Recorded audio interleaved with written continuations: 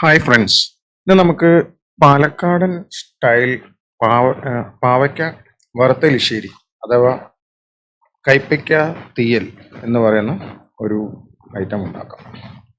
അപ്പോൾ അതിലേക്ക് നമുക്ക് കുറച്ച് തേങ്ങ ചിരവിയതും ഒരു കൈപ്പയ്ക്കയും കുറച്ച് ചെറിയ ഉള്ളിയും 2-3 പച്ചമുളകാണ്.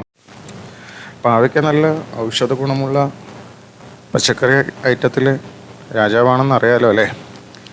അപ്പോൾ പാവയ്ക്ക നല്ല നീളത്തിൽ വെട്ടി പിന്നെ ചെറുതായി അരിഞ്ഞ് ആണ് നമ്മൾ ഇതുണ്ടാക്കാൻ പോകുന്നത്. ഇതിൽ ഒരു പ്രത്യേകത എന്താണെന്ന് വെച്ചാൽ നമ്മൾ ആദ്യം പാവയ്ക്ക വറുത്തെടുക്കും. അപ്പോൾ ഒരു പാനിൽ കുറച്ച് എണ്ണ കുറച്ച് ഒഴിച്ചാൽ മതി. ഒഴിച്ച് അതിലേക്ക് പാവയ്ക്കയും ഈ പച്ചമുളകും കൂടെ ചേർത്ത് നന്നായിട്ടൊന്ന് വാട്ടിയെടുക്കണം. അതാണ് ഇതിൻ്റെ ടേസ്റ്റ്.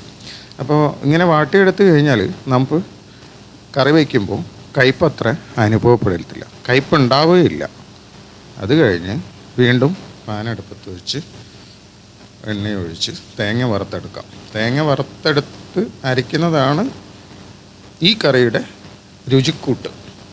അതിലേക്ക് ചെറിയുള്ളി കൂടി ആഡ് ചെയ്ത് നന്നായി ഇളക്കി കുറച്ച് മല്ലി ഇല്ലാത്ത ഒരു മല്ലിപ്പൊടി ഇട്ടാൽ മതി.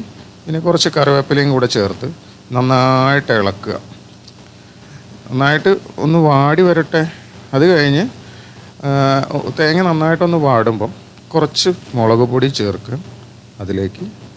എന്നിട്ട് നന്നായിട്ടൊന്നുകൂടെ ഇളക്കിയെടുക്കുക. അതിന് ശേഷം അവസാനം മഞ്ഞൾ ചേർത്താൽ മതി. മഞ്ഞൾ ചേർത്താൽ പെട്ടെന്ന് കരിയും. അതുകൊണ്ട് അവസാനം മഞ്ഞൾ ചേർത്ത് ഒന്ന് ചൂടാറിയ ശേഷം നമുക്ക് അരച്ചെടുക്കാം. വെള്ളം ചേർത്ത് നല്ല മൈ പോലെ അരച്ചെടുക്കണേ.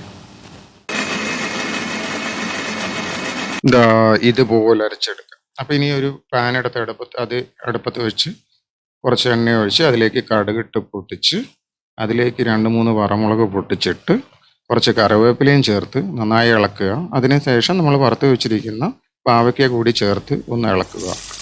പിന്നെ നമ്മൾ ചെയ്യേണ്ടതെന്ന് പറഞ്ഞാൽ അരച്ച് വെച്ചിരിക്കുന്ന തേങ്ങ കൂടി ഇതിലേക്ക് ചേർത്ത് ഇളക്കി മിക്സി ജാറിൽ തന്നെ വെള്ളം ഒഴിച്ച് കലക്കി അതിലേക്ക് ഒഴിച്ച് ആവശ്യത്തിന് വെള്ളം ചേർക്കുക. ഇത് നല്ല കട്ടിയുള്ള കറിയാണ്.